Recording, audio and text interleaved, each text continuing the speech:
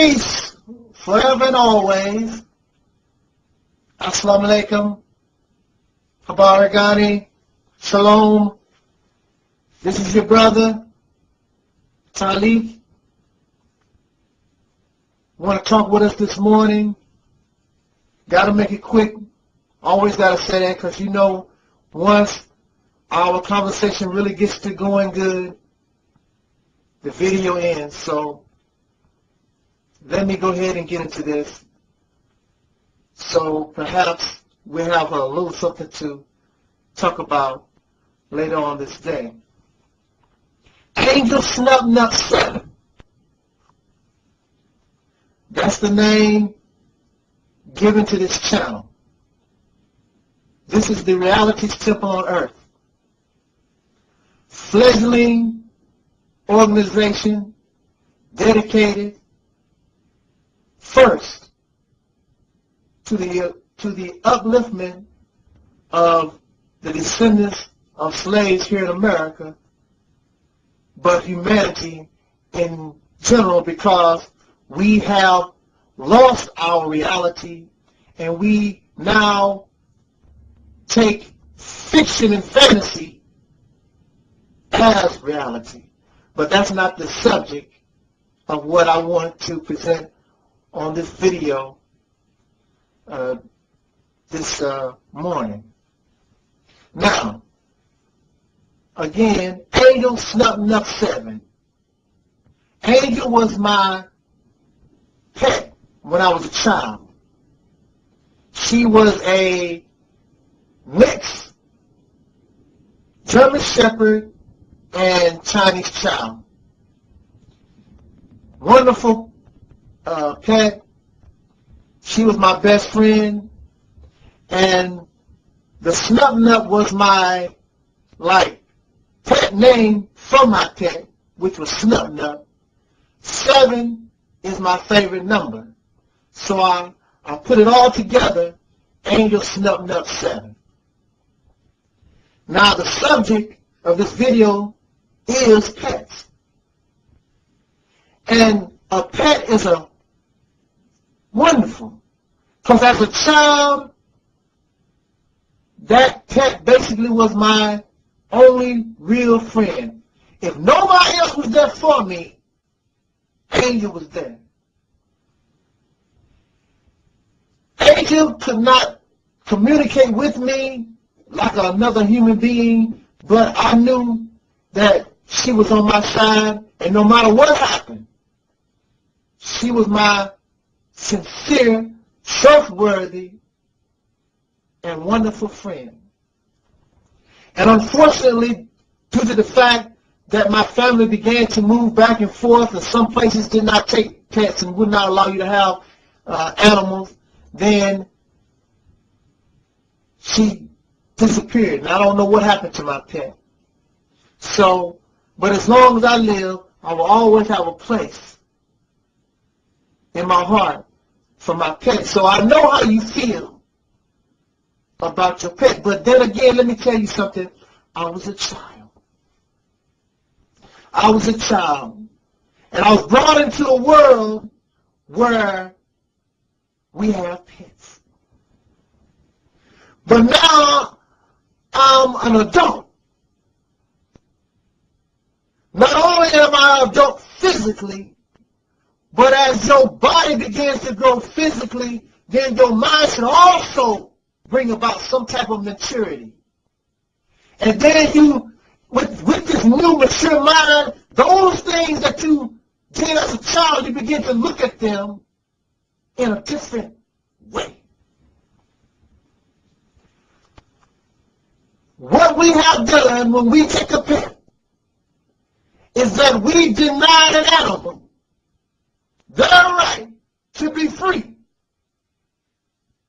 for our own selfish means. That's what you have done.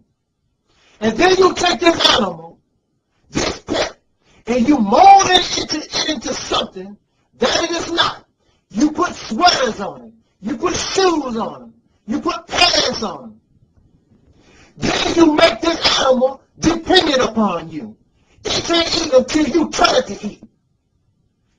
It can't do nothing unless you're there to control what it does. You've taken its life. You've given it a life of incarceration.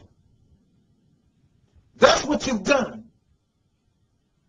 Then, when you look at the overall view of this, you also deny your own humanity because we spend what millions and millions of dollars on pets, vet bills for pets, and you got human beings that can't afford health care. You got human beings that can't afford a sweater. You got human beings that don't eat, but you spend millions of dollars on pet food, millions of dollars on pet care for animals that should be free doing something for themselves.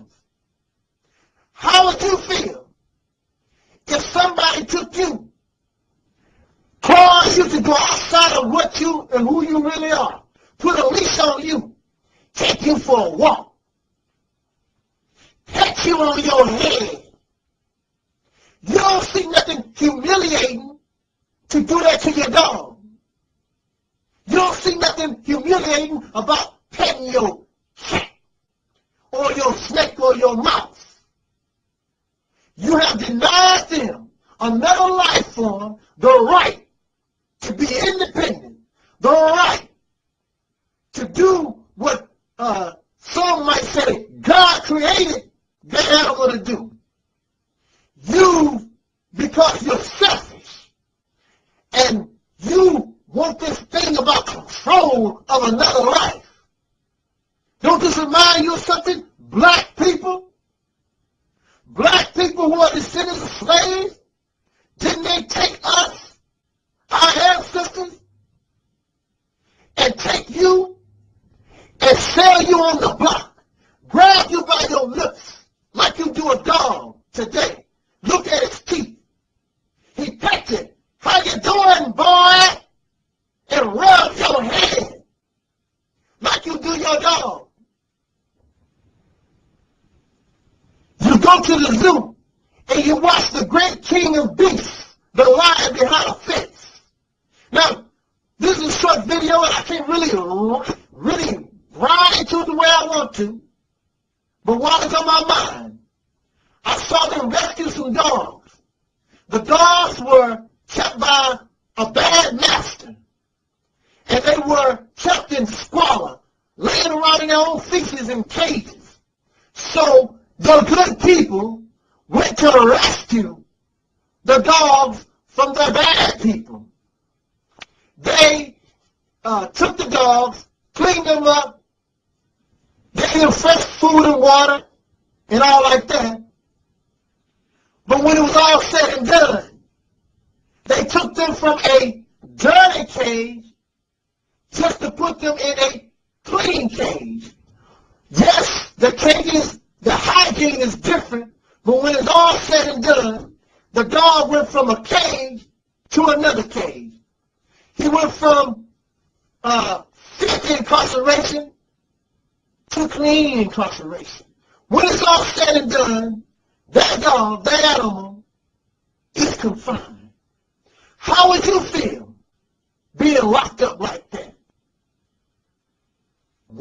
Somebody putting a rope around your neck, walking you down the street. You have no say-so. You can't explore new worlds. You can't explore nothing without your massa being there. You the owner. But you don't want to be owner yourself. So why do you get upset when other human beings want to own other human beings when you have this system of pettiness, owning pets, denying another life form their freedom? I just wanted to bring that up to our attention. That bird that can't fly, that snake that can't slither because it's locked up behind glass and metal. Let's think about it. Bring your opinion. Talk to me. Let your pet go. Let's not continue this. In the name of my ancestors, more so now than ever, peace forever and always. This is your brother, Talik Ibn Ra, and welcome once again to another edition of the Realities Temple on Earth. Welcome to all my viewers and subscribers and associates, and hopefully I am your brother and friend. Surely it is an honor that you would spend 10 minutes of your most valuable time with me. I've made videos, I think maybe perhaps 2, on this particular subject, and I'm going to further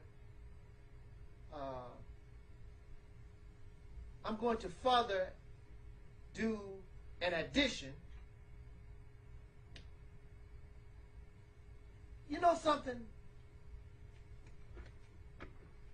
Whenever we like doing something and we know that it is wrong, we know in our hearts that it is wrong, but we always want to try to find some way to justify it because we also like doing wrong. You should not drink alcohol, liquor, and get drunk out of your mind. But of course, if you listen to the average person who gets drunk and goes out of their mind, they have some kind of excuse why I do this. Even the murderer, if you talk with the murderer, he'll give you some kind of excuse why he had to kill. This is the reason why I smoke. This is the reason why I had to slap that hag in the damn face, because she was really tripping. No matter what it is we do of wrong, we always got to justify it. I know it's wrong, but I got to find some kind of, yeah, brother, you right. But see, it's like this. We cannot accept real truth. And then, but at the same time, we talk about that's what we want. We want truth. We want peace. We want love. If you can't accept truth, if you can't accept peace, if you don't want love, all these things coincide with one another. Without one, you can't have the other. So as long as you reject the truth, as long as you try to justify doing your wrong, why do you continue to complain about the world? You part of the problem instead of the solution. I've spoken about us to discontinue owning pets. We should not have pets. We should stop incarcerating and imprisoning pets. I just had a conversation with a relative, and we was talking about the dog.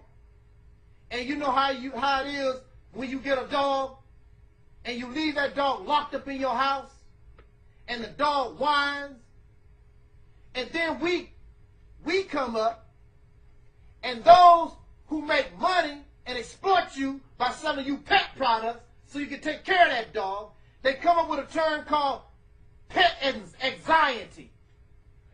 And the pet is hollering and crying because it misses you so much, which could be true. But if you notice, the only animal, the only pet that really has this so-called pet anxiety is the ones that live in the house. If you leave a dog outside where he belongs, black people, instead of living in your house, you got that from Caucasian people, because the Caucasian people used to let the dog live in the cave with them. So now you copy what white folks do. You got this dirty, nasty-ass animal shedding animal hair and dander in your house. How sick we are. Now, the animal, when you leave, he starts crying and whining. And you want to think that's because the dog missed you. The dog is not crying and whining because for so much that he misses you or she misses you. It's because the dog is in prison. The dog is incarcerated. It wants to leave the house. It wants to go and be free. You said, brother, how do you know that the dog is not crying for the master, you know, having some kind of anxiety? I know because I was incarcerated, I act the same damn way. That's why I can relate to animals locked up in a zoo, locked up in your house. I can relate to your dog when you walk him down the street, because when you're in prison, when you're incarcerated, you're treated the same way as an animal in the zoo, like a house pet, the same way. I'll be with that same attitude, locked up, having my anxiety. I wonder what my relative's doing, crying, because I want to be free. If you let that dog stay outside instead of your house like he's supposed to be, he'll look at you when you leave, but now he got a certain amount of freedom instead of locked up in your damn house. Outdoor dogs don't act like that. But you got this dog incarcerated. If the dog was outside, he'll look at you when you leave, and then being free, at least out in the yard, he got birds he can watch. He got traffic going up and down the highway. He got the next door neighbor washing clothes, children playing in the streets. He got a whole lot of other things on his mind besides I'm incarcerated behind this damn fence.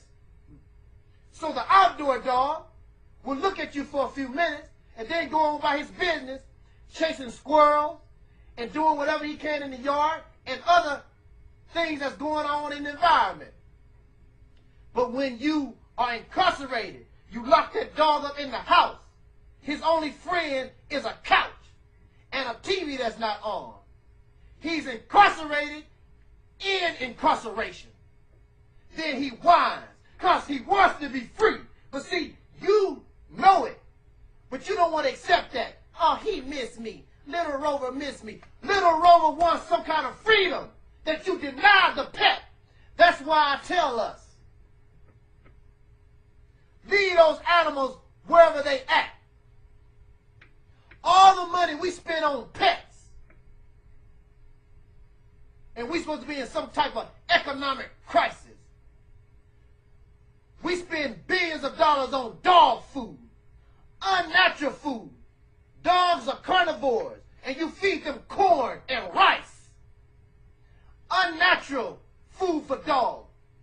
And that's why these dogs express unnatural behaviors, and they have unnatural sicknesses, arthritis, and heart, high blood pressure, and cancer, just like you and me, because we also live unnatural lives. And we also are incarcerated in our minds. We have a little freedom, but we're incarcerated. We incarcerate our minds because we cage our minds within the confines of certain thought patterns. You are incarcerated when I'm a Republican. So that means your mind only stays within the boundaries of whatever Republican is supposed to be. I'm a Christian. So that means your mind is incarcerated or imprisoned by the confines of that thought process. Then you turn around and you imprison other life because you incarcerated. You incarcerate the elephant. You incarcerate and imprison the lions and the zebras and the gazelles and the lynx and the cheetahs. This is an unnatural life. How do we know what freedom is? The land of the free, home of the brave. How do you know American when you never have experienced? You've been incarcerated ever since the birth of this nation. And then you turn around and you have incarcerated not only animals, but you have incarcerated whole people, and you have destroyed whole people. So of course, for the conqueror, those who have incarcerated human beings, of course, I don't see no mercy or no shock that they would imprison the dog or the sheep. But let us not be like them. Let us be different. So when your animal that you love passes, don't get no more animals and imprison them, and don't teach that to nobody. Leave these animals where they belong. If you don't like being in a prison, don't imprison no other life. Jot down your comments. This is your brother trying to run out.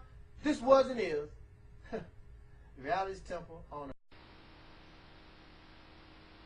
In the name of my ancestors, peace forever and always.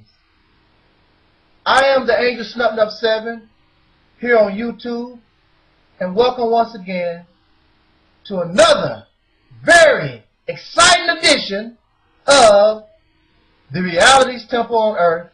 I am your host, your brother, and hopefully your friend, Talik Evening Raw. What brings me to this subject is that I made a comment on a video, and someone was talking about owning a pit bull dog. Chances are that person that owns the pit bull dog is a black man. All through the black community that I see here where I live or reside, you can go up and down these streets and you see pit bull dogs and puppies. I suggested him, and many of you already know my position on pet ownership, that we as black people, we should stop owning pets. And the reason why we should stop owning pets, because out of all the human beings on the planet, the black man and woman of America should be able to relate with pet ownership from the other side, from the side of the dog or the cat or the bird or whatever animal you have enslaved, because that is exactly what pet ownership is. It is slavery. Some of y'all say, well, pets get treated better than some people. All slaves in the United States did not get beat. They did not get whipped. But when it was all said and done, they were slaves. And we scream and we holler today as black people that slavery was evil. We say that slavery was bad. Why? Because it was another human being. Another man said we were not human. So that gave him the right to make a pet out of us. And then once we get free, we turn right around and copy the oppressor by taking another life form and enslaving it. There is great anger in this nation over health care. There are senators and other Congress people who get threats daily because somebody is upset with the signing and the approval of this health care bill. But yet and still, we, or those who live in the United States, can spend billions, not millions, starting with an M, billions of dollars on health care and the care for dogs and cats and other animals. You can afford to take care of a dog and give them sufficient health care, but we got a problem with finding money for the health care of human beings. You got these people, brothers and sisters, going up and down these streets, They taking these dogs to the vet and buying this high-priced dog food. But yet and still, if you go to their house and open their refrigerators, they don't hardly have no food. They begging to put gas in their car. They can barely pay their bills. But yet and still, they can support a dog. Why are you dog crazy? You're dog crazy because you've been conditioned in this nation to be an enslaver. You was once a victim, and then we turn right around and do the same thing. And then another problem comes about with having these dogs and cats. Overpopulation. So then we begin to sterilize them, deny them the right to reproduce. And then when they do, we kill them. We put them in these shelters, and then when somebody can't adopt these dogs and cats, then we kill them. Look how we treat animals. We take these animals, destroy their environment, destroy their place where they can live in freedom and peace, in accord with their nature, and put them in zoos, and say that we're trying to save the animal. If you wanted to save the animal, you would never have destroyed his environment to begin with. Now we're saving the animal. Hypocrites. And black people in America, we become like the oppressor. Can you imagine that from the day that you was born, by the time you was a certain age, you will become food for somebody? We raise animals just for food. And then we don't give, in this society, we don't give the life that sacrifices itself so that we can live any respect. We have these cages and this manufacturing of animals to kill them daily. No type of respect. No type of regard. It's like a machine. We lost all our compassion and conscience because we have learned the ways of the slave master. Because the slave master did not care nothing about black people. He didn't care nothing about putting a chain on you. He didn't care nothing about beating you. Some of us suffer low self-esteem. We want to be able to control something, so we buy a cat. Children don't know no better. But as an adult, how can you have a conscience? How can you feel putting chains or a leash? Locking your animal up in your house while you go to work, but this life has to suffer. Holding in its inside. It can't urinate. It can't defecate. If it do, you'll beat it. Living in your house. Then you got an animal living in the house. Some of y'all won't even let your mama live in your house. Some of y'all won't let your father or brothers and sisters, but you'll bring in a dog, and the dog shed hair all over the place. And dander. It's a filthy beast and spit. And you got that around your children. We've taken on the conditioning and the mind of the oppressor and the slave master. But then you turn around and talk about the white man this and the white man that. But there are certain things that the white man do or the European has done that you embrace. Are you really part of black liberation? Are you really part of awakening to your own black mind, or are you a fake? You and many of us are nothing but dark versions of white people. But you think just because you said, Hotep, Yahweh ben Yahweh, Assalamu alaikum, you think that you have come out of the white mind. We have been conditioned for over 300 years, and this is the only life we know. I would like for some feedback on this issue. I, to my knowledge, don't know nothing about or have no knowledge that Africans, they might have had dogs around, but they did not have dogs as pets. They had dogs or other animals around to help them to survive where they were at. Africans, Asians, and people like that did not have zoos. And then when you raise animals for food, you got to have a certain kind of respect for this animal sacrificing his life so that we can live. You see that in other cultures.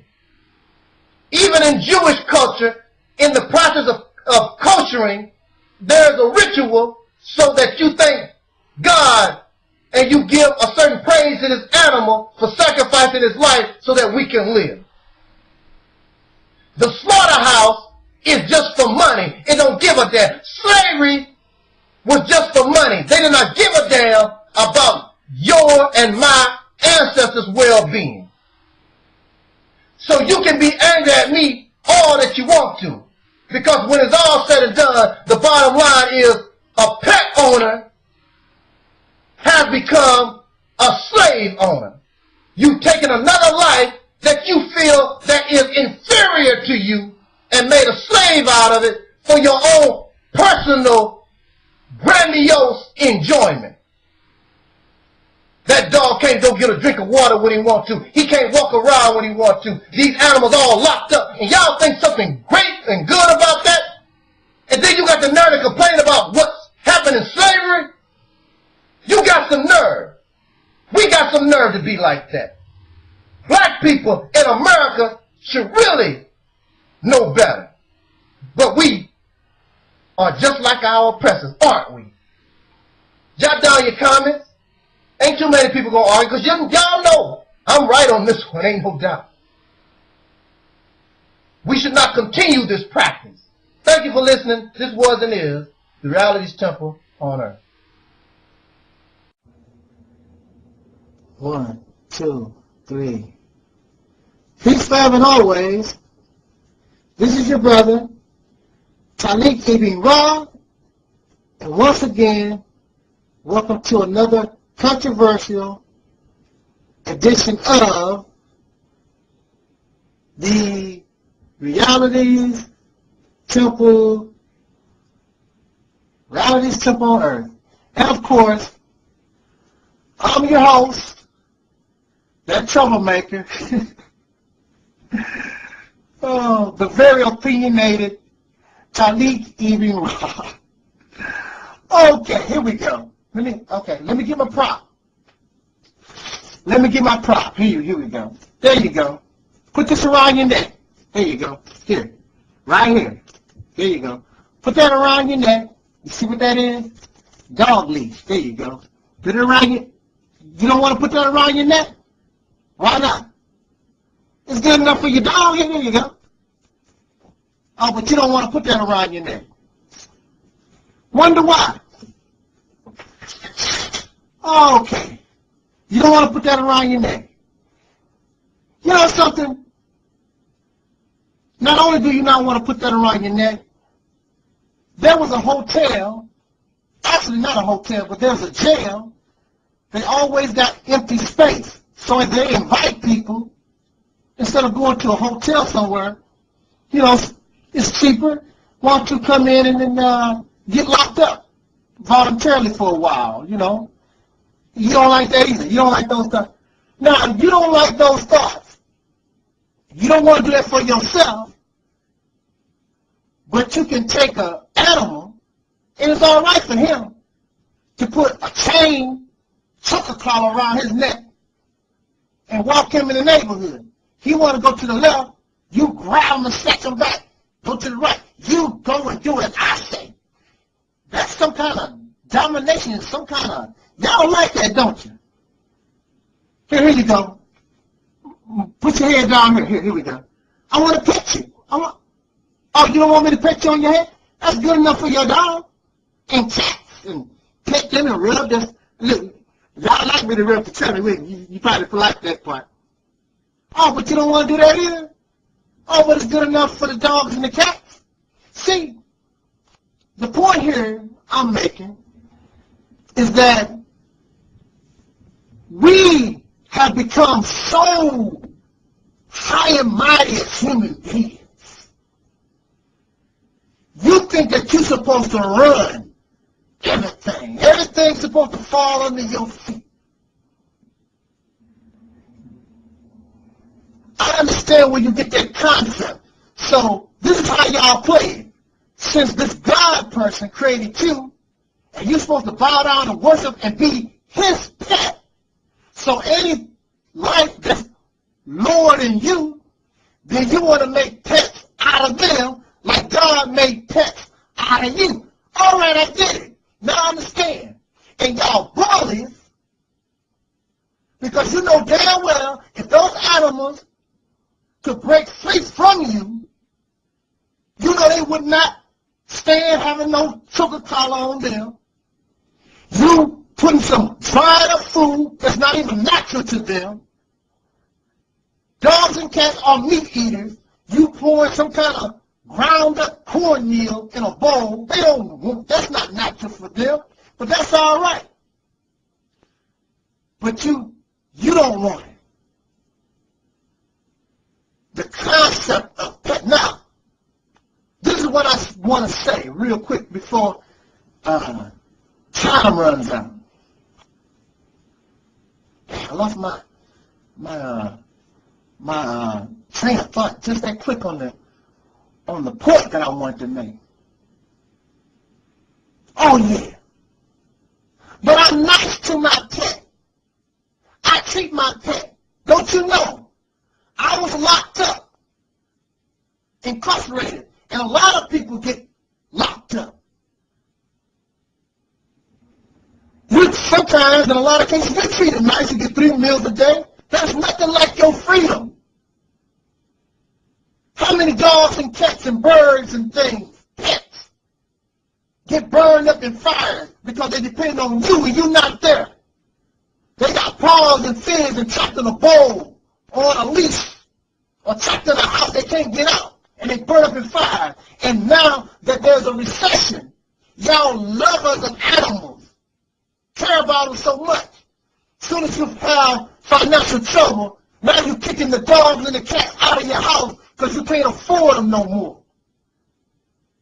And in the neighborhoods where you stay at, you know if you interrelated with that dog, and that dog that's a stray now that you kicked out the house, he end up fighting somebody, it's going to fall on you. Now, there's a lot of stray animals out in the country. It's more difficult for them to find the owner of that dog. Now you got gangs of stray dogs all over the country. And these stray dogs get together, and then they mate and they start having... But then there's another thing talking about dogs and cat mating. This is something they don't tell you. Always talk about get your cats and dogs spayed and neutered. But to a male dog, when he gets neutered, is that correct for dogs? When he gets neutered, it takes away his maleness. And he stays a puppy the rest of his life. He'll never grow up from taking his testicles taken away from him. They don't talk about that. Y'all pet owners are the cause of all this animal abuse. And these people breeding all these animals in all these horrid conditions so they can feed these people that want to enslave other life. You should be shamed. Then you turn around and talk about slavery is bad, or slavery was a bad thing, and you do the same thing to lower creatures. So how can you get the nerve to come out of your mouth that slavery is bad? You don't want no leash on your throat. You don't want to be walked down the street with a leash. You don't want to be confined in a space. But it's all right for the dog, and it's all right for the cat, because that's my pet. I treat them nice. How are you treating them nice when you deny that another life form gets freedom so you can tear it on their head? Here, let me pet you in your damn head. It's good enough for the animal. Then we take them, and then here we go. And we go to the zoo, and we watch the giraffe that should be free in Africa going on about its business. We happy that a baby giraffe or a baby panda is born in a jail or zoo. You glad that that baby is born in incarceration, imprisonment. Y'all have become sick in the mind. What's wrong with you? You think that is all right, and you'll sit around all day long and try to justify your actions. But if you was born in prison, your mama, how would you feel? Instead of a hospital bed, you was born in a bed inside of a prison. You wouldn't like it, but it's all right for the cat. It's all right for the dog and the rhinoceros and the lion. It's all right for them to be born into incarceration. But we treat them nice. Abuse don't necessarily mean a slap and a kick and bad food.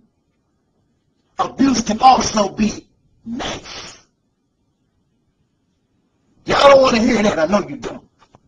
Because you like bullying other life, making them your pet. Submit to me like other folks, your boss and your mama and the president and these other stupid leaders. You have to bow down to them, so now you got somebody who you can kick in the ass and be nice. The leaders of this country kick you in your ass every day, but they're nice. Wear their nice, pretty ties and all that. This is your brother, speaking up for defenseless animals today, and will always. This was and is the reality's temple on earth. Think about it. Jot your angry comments down, because I know that you got them. And here, take this with you. Take that with you. This is the reality's temple on earth.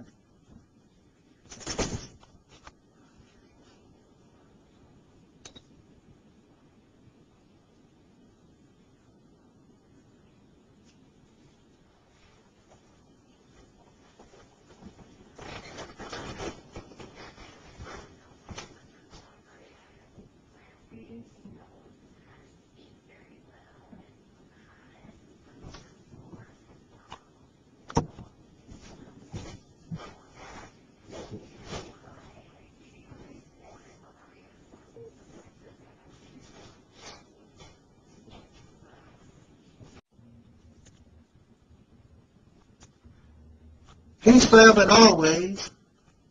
This is your brother, Talik eating raw, and of course, this is the reality's temple on earth. I want to say to you that something in my past continues to bother me to this day. Something I did out of ignorance, but yet and still, it was done. And I explain that to you in these quick few minutes that we have together. And perhaps you went through the same thing in a different manner or a different situation. I was very young. I don't know exactly how old I was. Perhaps 8 or 9 years old. I'm trying to guess. 10 at the max, perhaps. And my mother bought me a BB gun for the first time. And it would be my last time. And I wanted this BB gun because as a young boy growing up, your friends was getting BB guns. They had very powerful guns, the pump type that you pump and you shoot things. My mother bought me one of the cheapest guns. You didn't pump it up, you just cranked it up one time, and it was a very weak gun, but it did the job. So I was very happy when I received this gun, and I went out happily to commit my first murder. I didn't know that's what it was, but in reality, that's what it was. I saw a robin, and the robin was just jumping in the grass. You know how robins do. Robins are those birds that really aren't afraid of human beings, and they allow you to approach them real close, and they don't fly off, and they don't get scared. And this particular robin sat in the grass. Well, actually, he wasn't in the grass. I think he was perched in a tree on one of the limbs. I took aim through the sight of the gun, and I shot and fired. My gun was very weak. I saw the little pellet, the bullet, the BB, fly through the air. It went up and it dropped, and it hit the robin in the chest. And when that BB hit the robin in the chest, I saw the feathers fly, and I saw the blood splatter, and I watched the robin's eyes as they closed, and it looked like the bird cringed in pain, and he let go of the branch, and he fell to the ground. I was so happy and excited because that was my first killing. Like I said, I was a child. I really didn't understand the magnitude of what I was doing. I was doing just what we were taught, hunting and killing things for pleasure. I got the robin, I put the robin in my hands, and I looked at it. And tears started coming out of my eyes because I really didn't realize what I had done. I had taken a life. Even though it was a robin, I had taken a life. And don't you know, as old as I am today, sometimes I wake up and sweat with a tear running out of my eye from that murder that I committed out of ignorance. So here we are, a whole group of people. They go out. They don't need any food. They don't need anything at home. Their cabinets are full. But they put on these orange clothes and caps, and they go out in the forest. And they sit behind trees waiting for a deer or a possum or a squirrel. Anything, as long as they can kill. But unlike me, who have never touched a gun of any type ever since I murdered that robin, they happily sit there and they shoot a deer in the chest or in the side, and they watch the blood splatter and the fur fly from the animal. They watch the animal as it falls and it drops to the ground, and they laugh. Look, Charlie, look what I got. Look, Charlie, look what I got. And they're happy at killing something that they didn't have to destroy. All over this nation. And then, another thing, a lesson that I learned while being incarcerated is this thing about our pets. Who are we to have the right to take another life and bound it and put leashes on it and walk it around and make it jump and do something that's unnatural? Take it out of his own environment. Just recently, a pack of dogs killed some elderly people. You probably heard that on the news. And then they turned right around and killed the dogs for killing these elderly people. They were hunting, doing what they naturally do. No more, no less. The reason why these feral dogs done what they done, they used to be pets, and they went wild. You and people, human beings, put them in that situation. Then you turn around and kill them when they hunt, but there's no consequence for you to go out and murder innocent animals. You don't need no deer meat. You don't need no possum meat. You're full. Matter of fact, some of y'all are overweight and obese. But you want to go out in the forest. Then you want to also get upset with the serial killer who don't kill deer, who don't kill possums or track down dogs. They kill human beings. But then you got a problem with somebody who wants to hunt down and murder human beings. You better get your mind straight. What do you really want? Since you like to hunt, how come it's not good to hunt human beings and kill and murder them, but you feel as though it's all right in society to murder innocent creatures? So now you have overfishing, overpet population, due to human arrogance and selfishness and ignorance. I never, in that manner, murder, because that's what you are. Murder an animal like that. And you should either, if you got any kind of conscience. This is your brother, Charlie Keeping Rock. Jot down your comments. This was and is the reality's temple on earth.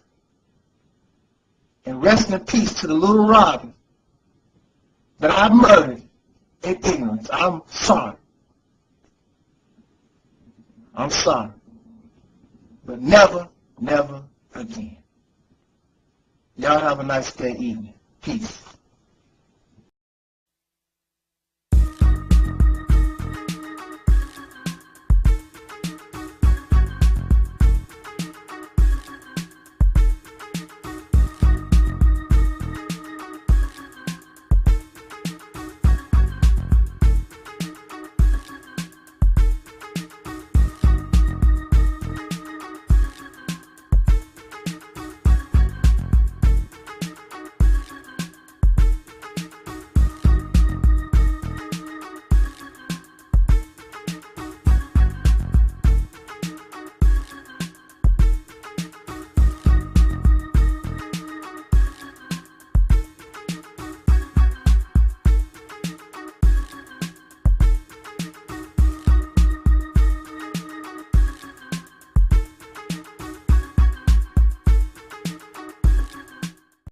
About later on this day. Angel Snub Nut 7. That's the name given to this channel. This is the reality's temple on earth. Fledgling organization dedicated first to the upliftment of the descendants of slaves here in America, but humanity in general, because we have lost our reality and we now take fiction and fantasy as reality. But that's not the subject of what I want to present on this video this morning. Now, again, Angel Snub Nut 7. Angel was my pet when I was a child. She was a mixed German Shepherd and Chinese child. Wonderful pet. She was my best friend, and the Snub Nut was my, pet name for my pet, which was Snub Nut. 7 is my favorite number. So I put it all together, Angel Snub Nut 7. Now the subject of this video is pets. And a pet is a wonderful, because as a child, that pet basically, one might say, God created that animal to do. You, because you're selfish, and you want this thing about control of another life. Don't this remind you of something? Black people who are descendants of slaves, didn't they take us, our ancestors, and take you and sell you on the block, grab you by your lips like you do a dog today. Look at his teeth. He pets it. How you doing, boy? And rub your head like you do your dog. You go to the zoo and you watch the great king of beasts, the lion behind a fence.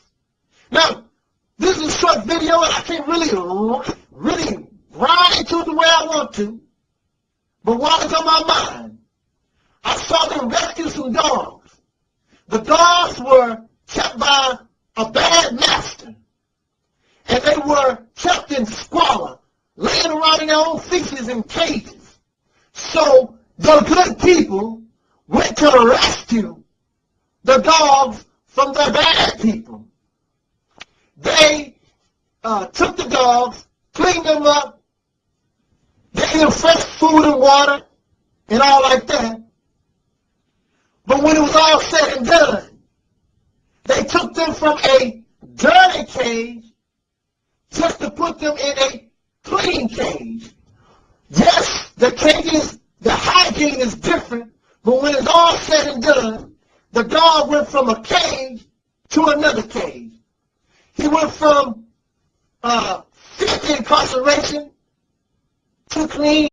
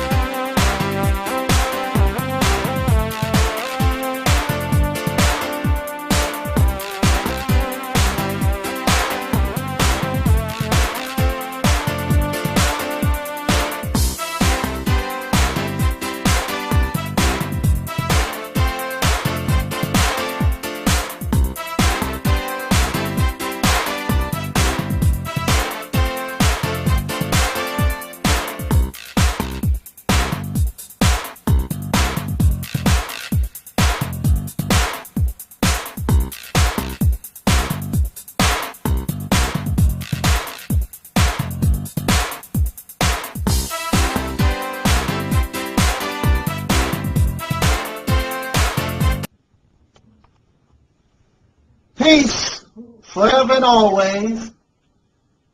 Assalamu alaikum. Habaragani. Shalom. This is your brother, Talik. Want to talk with us this morning? Got to make it quick. Always got to say that because you know once our conversation really gets to going good, the video ends. So let me go ahead and get into this. So perhaps we'll have a little something to talk. Was my only real friend. If nobody else was there for me, Angel was there. Angel could not communicate with me like another human being, but I knew that she was on my side, and no matter what happened, she was my sincere, trustworthy, and wonderful friend. And unfortunately, due to the fact that my family began to move back and forth, and some places did not take pets and would not allow you to have animals, then she disappeared. And I don't know what happened to my pet. So, but as long as I live, I will always have a place in my heart for my pet. So I know how you feel about your pet. But then again, let me tell you something. I was a child. I was a child. And I was brought into a world where we have pets. But now I'm an adult. Not only am I an adult physically, but as your body begins to grow physically, then your mind should also bring about some type of maturity. And then you, with this new mature mind, those things that you did as a child, you begin to look at them in a different way.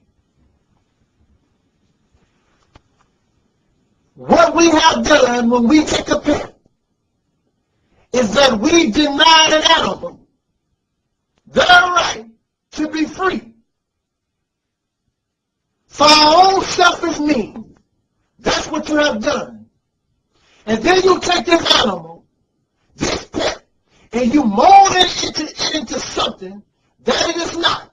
You put sweaters on it. You put shoes on it. You put pants on it. Then you make this animal dependent upon you. It can't eat until you tell it to eat. It can't do nothing unless you're there to control what it does. You've taken its life. You've given it a life of incarceration. That's what you've done.